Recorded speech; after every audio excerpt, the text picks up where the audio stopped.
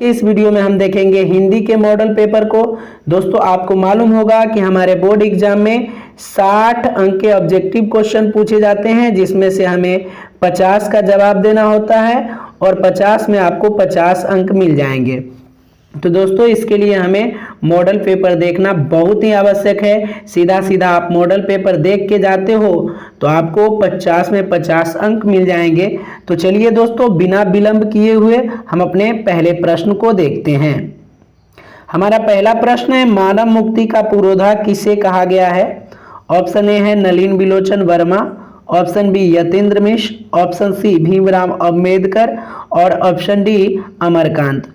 दोस्तों इसका सही आंसर है भीमराव अंबेडकर और ये जाति प्रथा और श्रम विभाजन से लिया गया है। जाति प्रथा और श्रम विभाजन के लेखक भी भीमराव अंबेडकर ही हैं।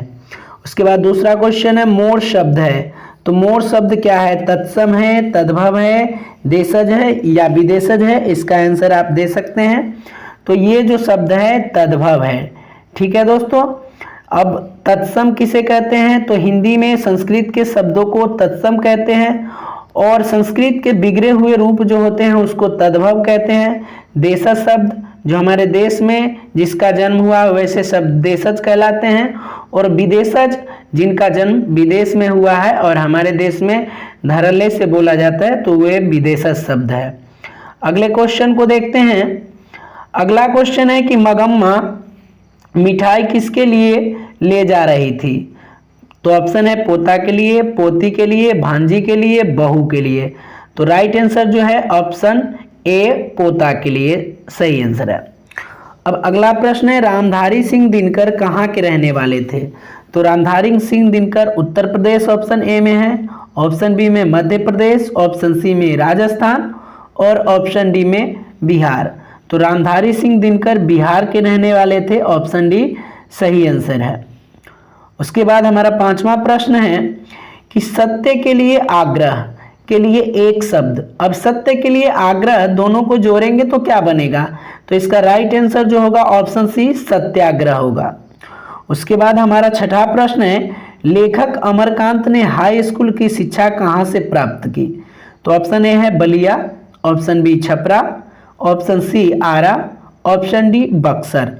तो इसका राइट आंसर है ऑप्शन ए बलिया।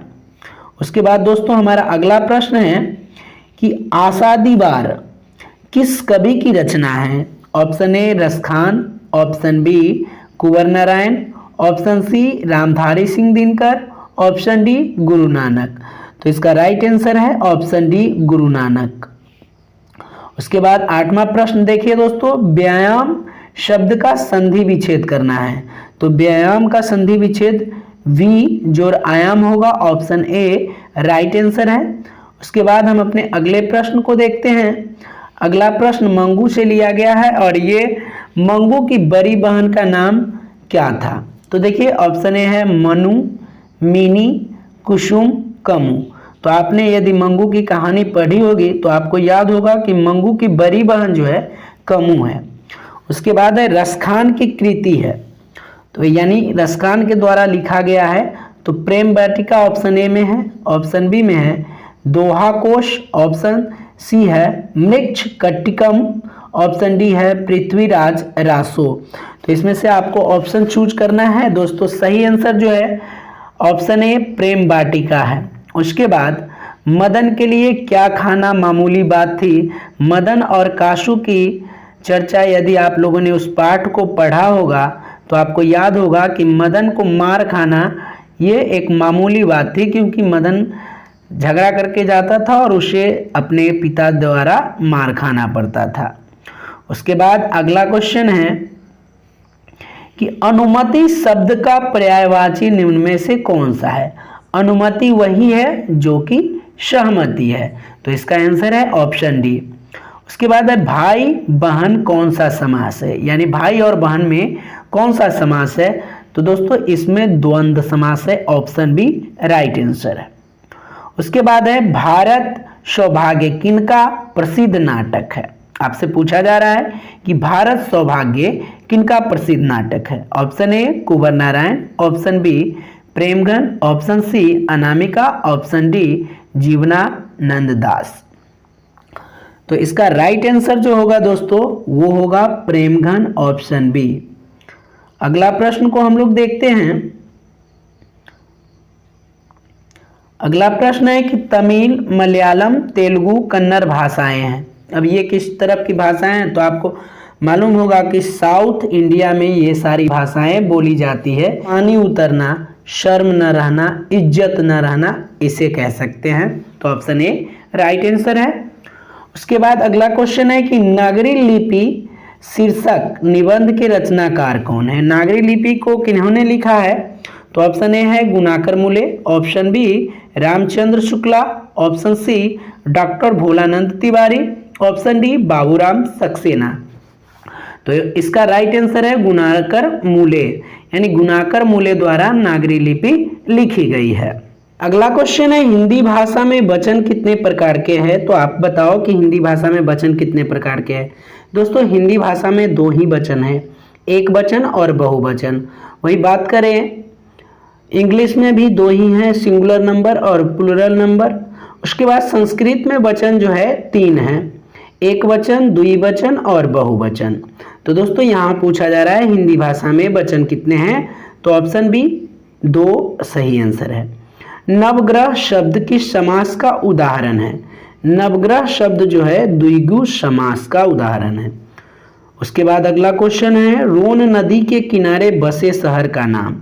अब रोन नदी के किनारे जो बसा शहर है वो ऑप्शन सी एवेन्यू है। उसके बाद अगला क्वेश्चन देखते हैं दोस्तों। क्वेश्चन है कि अज्ञेय का जन्म कब हुआ। सच्चिदानंद हीरानंद अज्ञेय जी है, उनका जन्म कब हुआ, तो ऑप्शन ए है 7 मार्च 1911, ऑप्शन बी 9 मार्च 1913, ऑप्शन सी 11 मार्च 1915 और ऑप्शन डी 13 मार्च 1917। तो दोस्तों अज्ञेय जी का जन्म जो हुआ था 7 मार्च 1911 को हुआ था। ऑप्शन ए राइट आंसर है।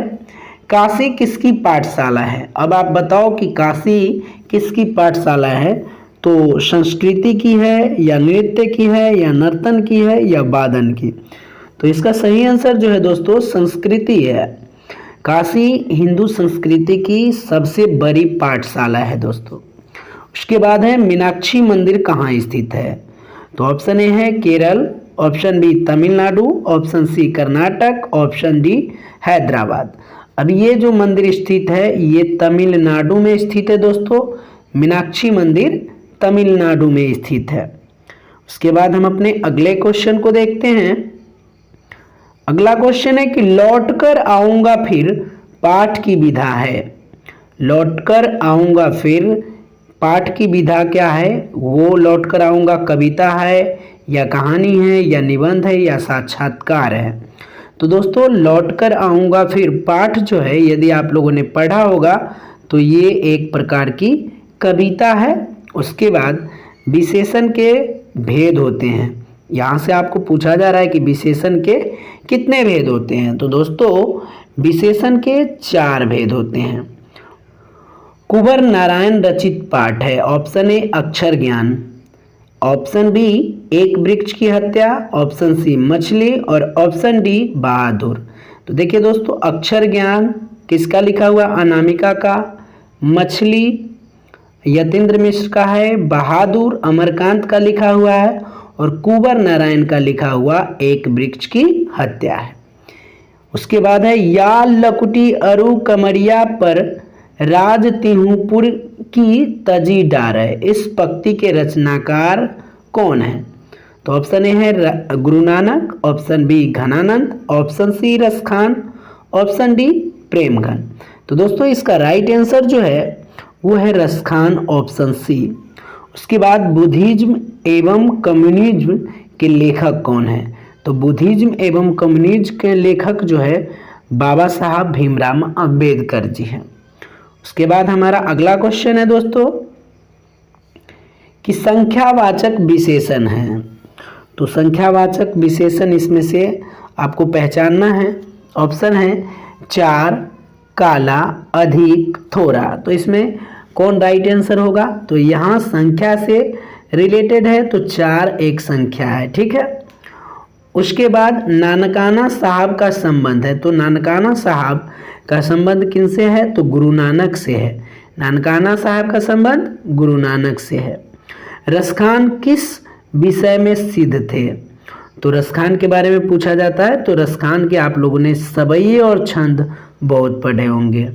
उसके बाद अगला क्वेश्चन है, ईश्वर पेटलीकर किस भाषा के कथाकार हैं? तो ईश्वर पेटलीकर जो है गुजराती भाषा के कथाकार है। उसके बाद हमारा 33 नंबर क्वेश्चन है दोस्तों, अमरकांत का जन्म डैश ईस्वी में हुआ था? तो अमरकांत के जन्म के बारे में आपसे पूछा जा रहा है कि उनका जन्म किस ईस्वी में हुआ था? तो इसका राइट आंसर होगा दोस्तों ऑप्शन बी 1925 ईस्वी। अगला क्वेश्चन है दोस्तों, भाववाचक संज्ञा का उदाहरण है। आपको भाववाचक संज्ञा पहचानना है। मोहन, सेना, पत्थर, बचपन। तो देखिए इसमें से बचपन जो है वो भाववाचक संज्ञा है। उसके बाद किशोर से मार खाने के बाद बहादुर प्रतिरोध करता है, हंगामा खड़ा करता है, चुपचाप कोने में खड़ा हो जाता है या रोने लगता है। तो दोस्तों इसका सही आंसर जो है वो ऑप्शन सी चुपचाप कोने में खड़ा हो जाता है। अगला क्वेश्चन है कि किस नदी के बांध के नीचे लक्ष्मी का घर था? अब वो लक्ष्मी का घर है जो किस नदी के बांध के नीचे है? तो देवी नदी के बांध के नीचे है। उसके बाद हमारा अगला क्वेश्चन है कि कथक नृत्य के पर्याय माने जाते हैं। तो ऑप्शन ए है पंडित बिरजू महाराज, ऑप्शन बी बिस्मिल्लाह खां, ऑप्शन सी जाकिर हुसैन और ऑप्शन डी इनमें से कोई नहीं। तो इसका राइट आंसर दोस्तों होगा पंडित बिरजू महाराज कथक नृत्य के पर्याय माने जाते हैं। उसके बाद अगला क्वेश्चन है कि भाववाचक संज्ञा का उदाहरण नहीं है। इनमें से कौन भाववाचक संज्ञा का उदाहरण नहीं है? तो भलाई ये भाववाचक है, सुंदरता भी भाववाचक है, अच्छा भी भाववाचक है। वहीं पर ही इसको दूध जो है वो द्रव्यवाचक का उदाहरण है। ठीक है दोस्तों। उसके बाद है जीत जीत मैं निरखत हूँ, पाठ के केंद्र में है। अब पाठ के केंद्र में कौन है? तो Bismillah Khan, option B Zakir Hussain, option C Birju Maharaj या उपयुक्त सभी। तो इसका सही आंसर जो होगा दोस्तों ऑप्शन सी बिरजू महाराज। इन्हीं के बारे में जीत जीत मैं निरखत हूँ में लिखा गया है। उसके बाद अगला क्वेश्चन है दोस्तों, अज्ञेय ने सूत्रपात किया। तो अज्ञेय ने किसका सूत्रपात किया? छायावाद का, प्रगतिवाद का, प्रयोगवाद का या प्रपदवाद का? तो इसमें राइट आंसर जो है दोस्तों ऑप्शन सी प्रयोगवाद है। उसके बाद अगला क्वेश्चन है कि स्वर संधि का उदाहरण है। तो इनमें से आपको चूज करना है कि कौन सा स्वर संधि का उदाहरण है। तो इसमें ऑप्शन है राम अवतार, ऑप्शन बी में है परमानंद, कवेंद्र और ऑप्शन डी है इनमें से सभी या उपयुक्त सभी। तो इसका आंसर जो है राइट वो सभी जो है स्वर संधि के ही उदाहरण है दोस्तों। उसके बाद आगे जो हमारा क्वेश्चन है वो फिर से पंडित बिरजू महाराज के बारे में ही है। पंडित बिरजू महाराज को गांडा बांधा। तो किसने गांडा बांधा? अब ये जो ऑप्शन है वो पिता ने, ऑप्शन बी माँ ने, ऑप्शन सी भाई ने, ऑप्शन डी बहन ने। तो इसका राइट आंसर है दोस्तों पिता ने। उसके बाद लौट कर आऊँगा फिर पाठ के लेखक कौन है? दोस्तों लेखक पाठ के आप जरूर याद कर लीजिएगा। यहाँ से आपको कम से कम 5 से 7 नंबर के क्वेश्चन पूछे जाएंगे और वो आपको आसानी से प्राप्त हो जाएंगे। तो दोस्तों लौट कर आऊँगा फिर पाठ के लेखक कौन है? तो इसका ऑप्शन डी जो है राइट आंसर है जीवनानंद दास। उसके बाद 44वां क्वेश्चन है कि जापान पर परमाणु बम गिराया गया। अब जापान पर परमाणु बम किसने गिराया? तो आपको मालूम होगा कि अमेरिका ने जापान पर परमाणु बम गिराया गया था। कब गिराया था? तो 6 अगस्त 1945 और उसके बाद 9 अगस्त 1945 2 परमाणु बम गिराए गए थे, एक हिरोशिमा पर और एक नागासाकी पर। किसके द्वारा गिराया गया था? तो अमेरिका द्वारा गिराया गया था। कब गिराया गया था? 6 अगस्त 1945 और 9 अगस्त 1945 को। उसके बाद रोन नदी डैश में है। तो रोन नदी कहाँ पे स्थित है? तो ऑप्शन ए है Bharat, option B France, option C America, option D रूस। तो इसका राइट आंसर है ऑप्शन बी फ्रांस। इससे पहले हम लोगों ने देखा है कि रोन नदी के किनारे कौन सा शहर स्थित है, तो उसमें हम लोगों ने देखा कि अविन्यो जो है रोन नदी के किनारे स्थित है। अब दोस्तों आपसे पूछा जाएगा कि अविन्यो किस देश में स्थित है, तो आप सीधा आंसर मारेंगे फ्रांस में स्थित है।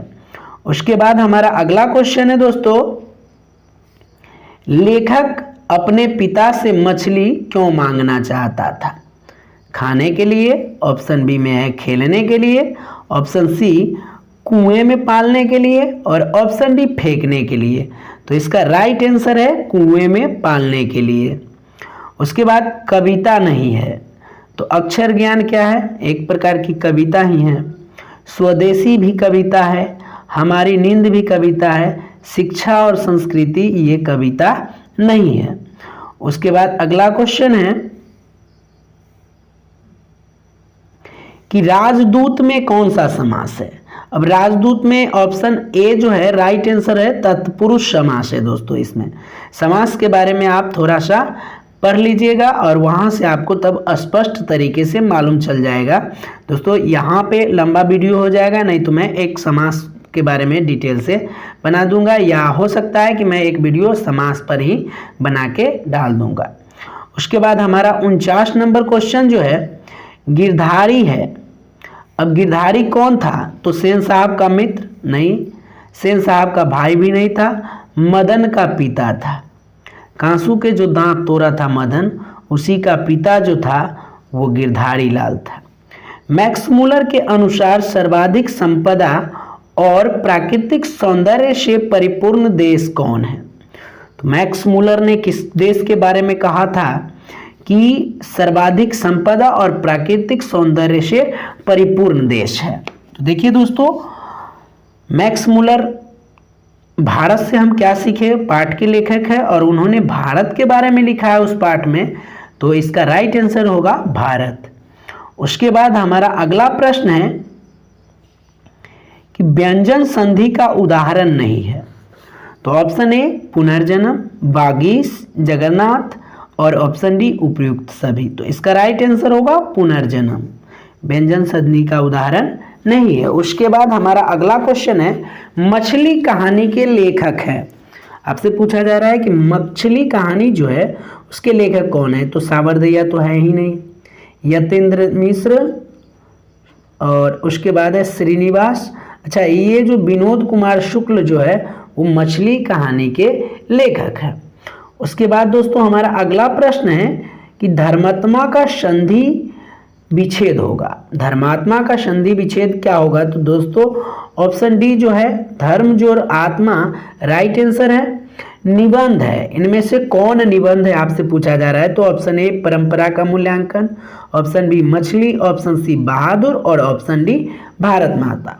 तो परंपरा का मूल्यांकन जो है एक प्रकार का निबंध है। उसके बाद इसमें शुद्ध शब्द है, यानी आपको शुद्ध शब्द इसमें से छांटना है। तो आप देख सकते हैं रोशन लिखा है, आकांक्षा, ये रोशन भी सही नहीं है, आकांक्षा भी सही नहीं है, और कर्तव्य भी सही नहीं है। इसका राइट आंसर जो होगा वो आपको उत्कर्ष होगा, ऑप्शन डी। उसके बाद दोस्तों हमारा अगला क्वेश्चन है कि मैक्स मुलर डैश का विद्वान था। अब आपसे पूछा जा रहा है स्पष्ट तरीके से कि मैक्स मुलर कहाँ के रहने वाले थे? तो मैक्स मुलर जो है जर्मनी के रहने वाले थे। उसके बाद अगला क्वेश्चन है कि अगला क्वेश्चन है कि राजस्थानी भाषा के सफल कहानीकार इनमें से कौन है?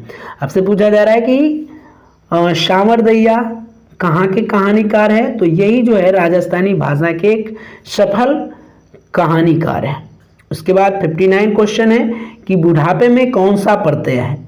तो बुढ़ापा में कौन सा प्रत्यय है? तो देखिए आप, प्रत्यय जो होता है पीछे लगता है और उपसर्ग आगे लगता है। बुढ़ापा, उसको जब आप तोड़ोगे तो आपा लगता है लास्ट में। तो ये ऑप्शन बी जो है राइट आंसर है। और उसके बाद हमारा अगला क्वेश्चन है सीता के कितने बेटे थे? तो दोस्तों सीता के जो है ऑप्शन ए 2 बेटे, option B 3, option C 4, option D 5। तो सीता के जो बेटों की संख्या है वो 3 है दोस्तों आखिरी प्रश्न हमारा है कि शुद्ध वाक्य है, इनमें से आपको छांटना है कि शुद्ध वाक्य कौन सा है। तो यह मेरी पुस्तक, रोटी ताजी है, दाल कच्चा है, सुरेश को पूछो। तो इसमें से राइट जो आंसर है वो यह मेरी पुस्तक राइट आंसर है दोस्तों, ऑप्शन ए। दोस्तों यदि आपको ये वीडियो अच्छा लगा तो इस वीडियो को एक लाइक करें और साथ में यदि आप क्लास 10th में हैं तो इस चैनल को सब्सक्राइब जरूर कर लीजिएगा दोस्तों, क्योंकि इस चैनल के माध्यम से आपको इसी तरह के तमाम चीज़ें उपलब्ध कराई जाएगी जिसे आप देख के तैयार करके और अपने मैट्रिक के बोर्ड परीक्षा में कम से कम 400 से 450 अंक कम से कम प्राप्त कर सकते हैं दोस्तों, बशर्ते आपका मेहनत जितना लाजवाब होगा रिजल्ट आपके फेवर में उतना ही बढ़िया होगा। तो दोस्तों चैनल को सब्सक्राइब जरूर कर लीजिएगा। जय हिंद, जय भारत।